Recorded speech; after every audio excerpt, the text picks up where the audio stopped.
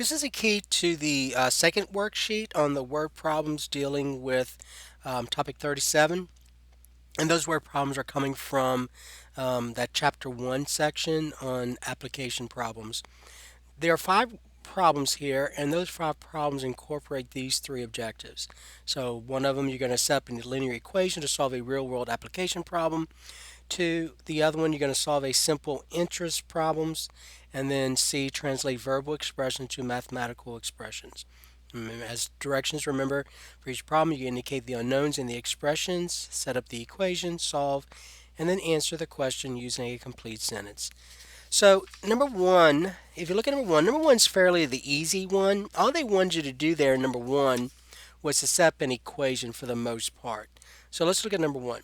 You're considering a movie club membership. The company charges $5 per movie that you buy each month, plus a monthly fee of $12. If C represents the total cost of membership in a month and M represents the number of movies you buy, what is the relationship between C and M? Okay, so they want you to write a relationship between C and M. So you have to write an equation that represents the variable C and M. So you're told that the company charges $5 a movie. So for every movie you buy, you have to pay $5. But there's a monthly fee of $12, and then that's your fixed amount right here. So I use the word fixed. So the fixed fee is $12. Okay? And then if C represents the total cost of your membership in a month, and then M represents the number of movies, then what's the relationship? All right, so think about your total cost. So at the end of 1 month, then your cost would be what? Your cost would be based on how many movies you purchased, right? And then how much does each movie cost? $5. It'll be 5M, and then there's always a monthly fee of $12. And so that's it. So there's your answer. So the cost is 5M, $5 times how many movies you purchase plus that fixed cost of $12. And that was it. That was number one. That's all they wanted you to do. So in terms of the uh, directions for that one, in terms of directions, they already told you what C represented. C represents the total cost, and then M represents the number of movies. So that's really all you have to do. Okay. All right. Let's look at number two. Number two, you're given this. All right. If you take out a loan for $6,000 and you owe $7,020 after 2 years, what is the rate of simple interest? And then express your answer as a percentage, round to the nearest tenth of a percent if necessary. Okay, so in this case, we're going to use the formula interest equals principal times rate times time. So interest equals principal times rate times time.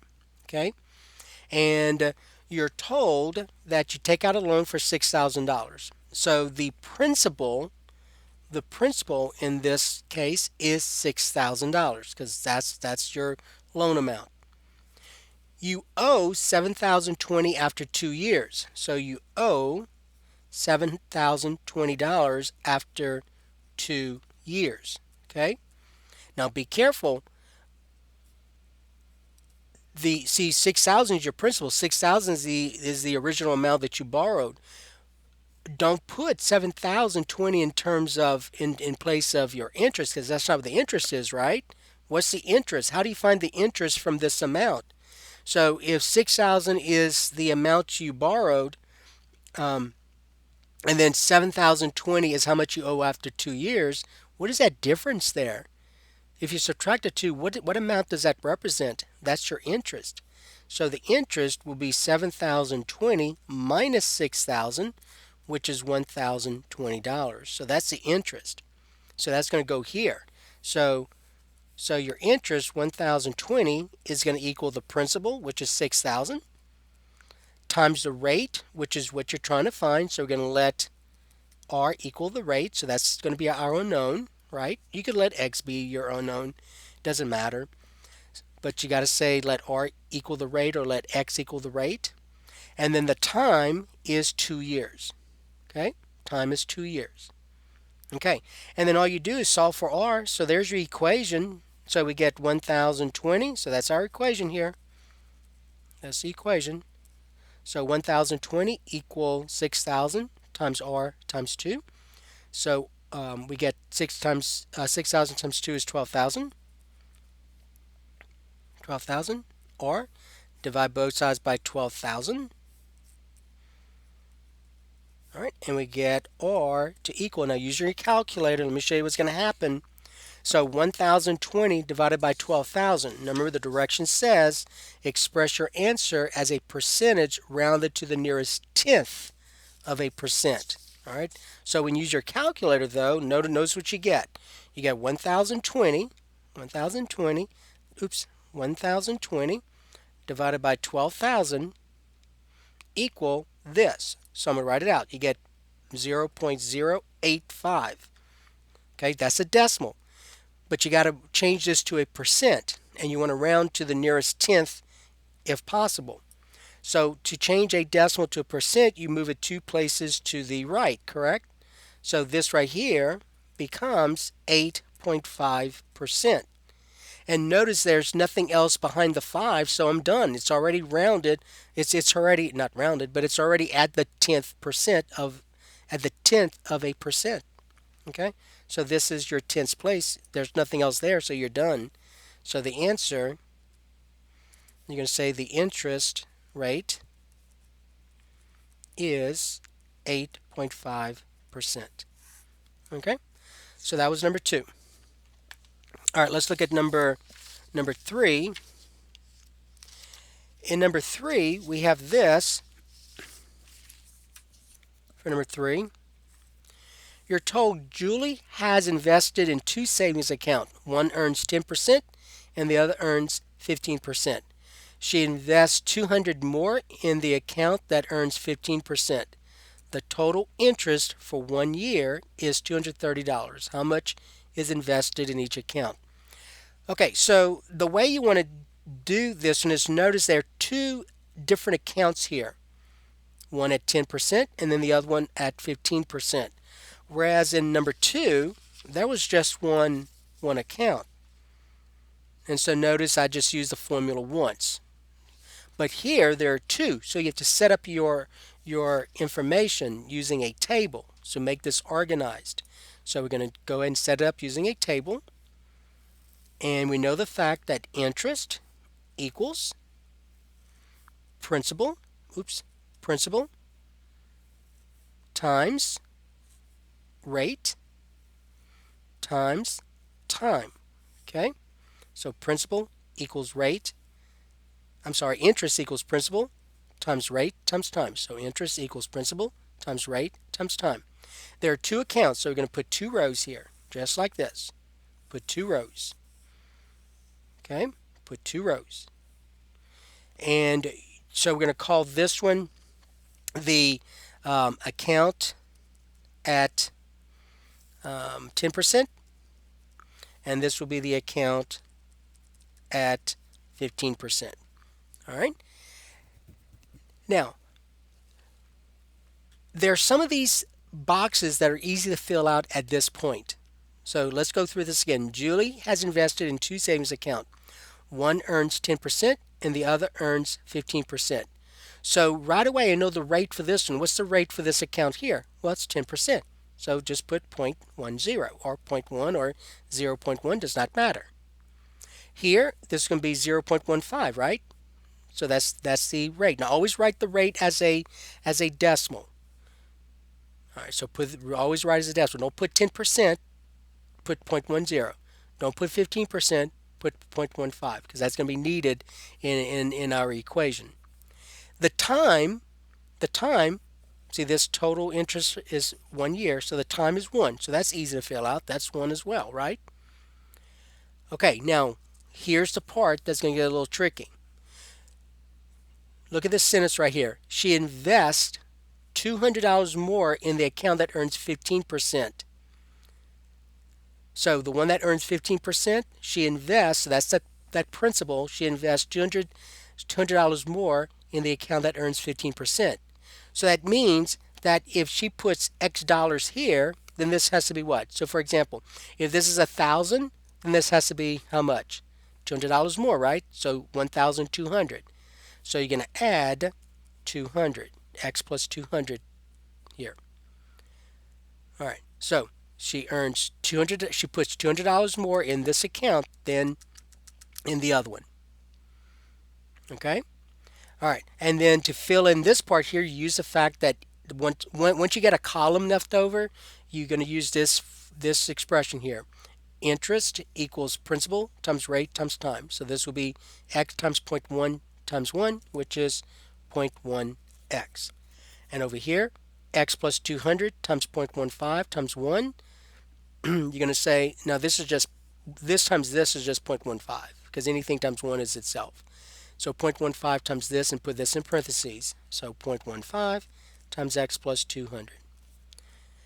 All right, once you fill out the table, then you can use the fact that the total interest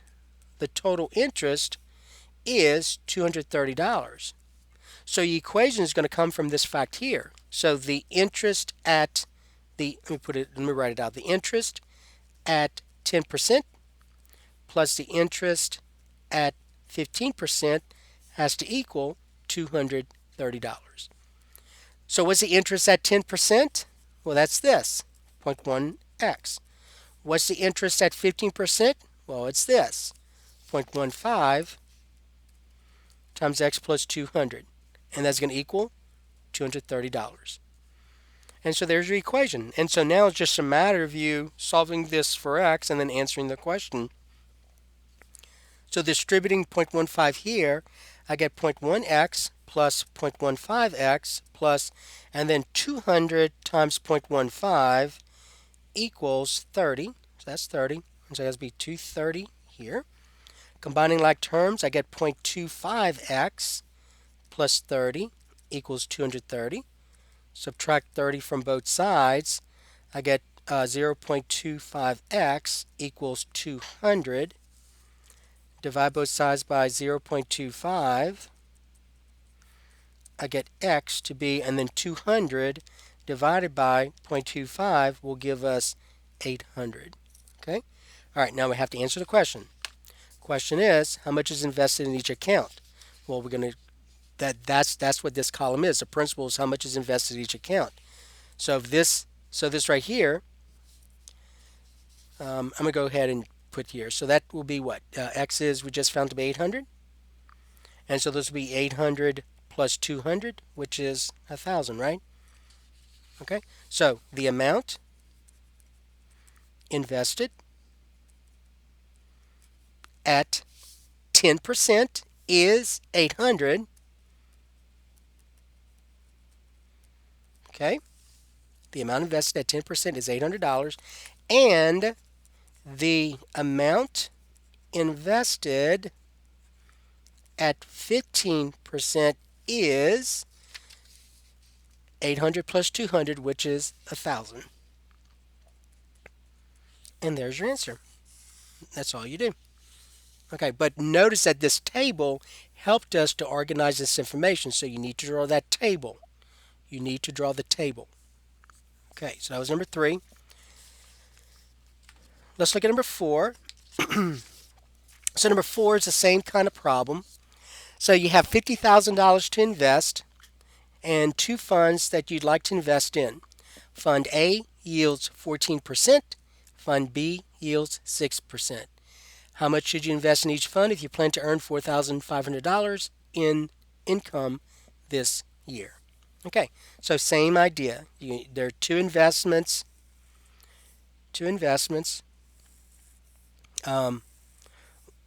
One is at 14%, and the other one is at 7%, 6%, sorry, 6%. We know that interest equals principal times rate times time, right? We know that. And based on our information, we have to fill out as much of this as possible.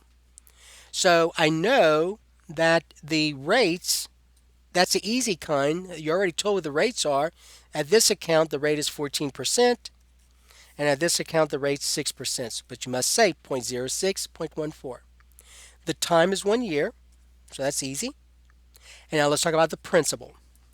So you have $50,000. You're not told, like the previous one, that you had $200 more in the other account. You're just told that altogether you have $50,000 that you're investing. So think of this way, just like we did the previous one.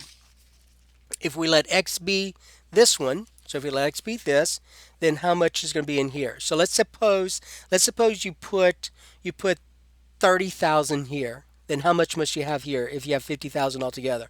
If this is 30,000, you said this would be 20, right? So you said 50 minus 30. 50 minus 30. So if this is 30, you said 50 minus 30. So this is X, you'd say 50,000 minus X. And so that's it. And so you can always check yourself because if you add the X's together, they cancel out. X and negative X is 0, and you're left with 50,000. All right, so that's your principal. And then just like you did previously, your interest is going to be the product of these. So the interest here will be 0.14x, and the interest here will be 0.06 times 50,000 minus x. Okay? And then the other part that we hadn't used yet was that the total interest is $4,500. So the total in the interest is $4,500. And that's what we're going to use. This is what we're going to use to set up our equation. So the interest at 14% plus the interest at 6% must equal $4,500. Okay, so the interest at 14% is 0.14x. The interest at 6% is this, 0.06 times 50,000 minus x, and that equals 4,500. All right, and so you distribute and solve for x, and let's see what we get. So 0.14x plus, and then 0.06 times 50,000, use your calculator. 0.06 times 50,000 is 3,000, right? Minus 0.06x equals 4,500. Combining like terms, 0.14 minus 0.06x, 0.14x minus 0.06x is 0.08x plus 3,000 equals 4,500. Subtract 3,000 from both sides. I get 0.08x equals 1,500. Divide both sides by 0.08. I get x to be, and then 1,500 divided by 0.08 equals $18,750. All right, so we found x to be. All right, now remember, the question is, how much did you invest in each fund if you want to earn $4,500? So if X represents 18,750, what that means is that you will have to invest $18,750 into the fund at 14%, which is Fund A, right? So that's Fund A. And then this will be Fund B. And then to find how much you invest in Fund B, which is at 6%, you're going to say 50,000 minus $18,750, okay? Which equals, so let's go ahead and do that. So 50,000, use your calculator. 50,000 minus 18,750 equals $31,250. Okay, so answer the question though. So you're going to say invest right here. Invest $18,750 at Fund A, and then $31,250 at Fund B. Okay? And you could say invest $18,750 at 14% and $31,250 at 6%. It doesn't matter. You don't have to use the words Fund A, Fund B, but you need to tell me $18,750 in which fund, either Fund A or use the words at 14% and so on. Okay? All right, so that is number 4. And then finally, number 5. Number 5 is an easy one. You're you're told three consecutive odd integers. You want to find three consecutive odd integers such that the sum of the first and the second is 31 less than 3 times the third. And you want to find the integers. Okay, so there's no diagram to draw. There's no table to draw like we did in the previous ones. So remember, the way to deal with these consecutive integers, in this case consecutive odd integers, is to actually write out the words first consecutive odd integer, second consecutive odd integer, and then third consecutive odd integer. And remember, with these consecutive odd integers, we're going to let x be the first one. Now, if the first one is represented as x, so let's say that's 5 because it says odd, right? Let's say that's 5, then this has to be 7, correct? And so how do we get 7 from 5? We say 5 plus 2. So this is x, then it has to be represented as x plus 2. And then the next one, remember, to get the next one, you just keep adding 2. So x plus 2 plus another 2 will be x plus 4. Always check yourself. If this is 5, this has to be 7. 5 plus 2 is 7. This has to be 9. 5 plus 4 is 9. Okay? All right, now let's set up the equation. It says this: the sum of the first and the second. So first plus second is, that means equal, 31 less than. So remember, less than, that's subtraction, so the order matters. All right, so 31 less, that means subtract 31 from 3 times the third. So 3 times the third. So that's what that says. The first plus the second is 31 less than 3 times the third. All right, so let's substitute what we know.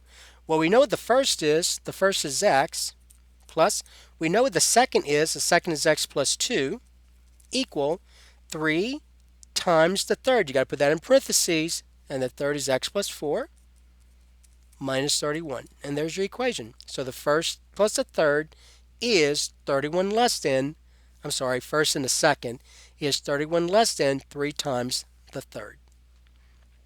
Okay, now distributing and combining like terms, x plus x is 2x. I get 2x plus 2 equal 3x plus 12 minus 31.